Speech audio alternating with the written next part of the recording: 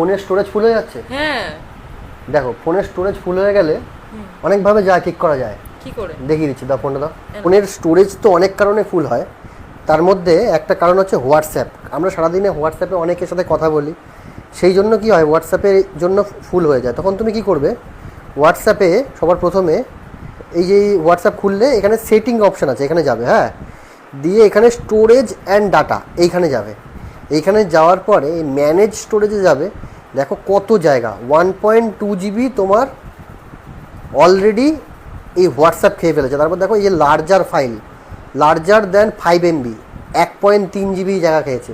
তুমি যদি চাও এগুলোকে, যেগুলো কাজের না সেগুলো কিন্তু তুমি ডিলিট করে দিতে পারো এখান থেকে, তাহলে দেখে তোমার জায়গাটা অনেকটাই খালি হয়ে যাবে। তার সাথে তুমি যাকে যাকে যে মেসেজগুলো করেছো তার জন্য একটা জায়গা খায়। দেখো যেটা কাজে লাগবে না, ধরো আমি একটা দেখাচ্ছি তোমার যেটাকে কাজে লাগছে না, ধরো এই মেসেজটা তোমার কাজে লাগছে না, তুমি চাইলে কিন্তু এই সবকটা মেসেজের ছবিগুলো এভাবে ডিলিট করে দিতে পারো চাইলে, ঠিক আছে? এইভাবেই তুমি যে কোনো জিনিস ডিলিট করে তোমার কিন্তু স্পেসটা বাড়িয়ে নিতে পারো।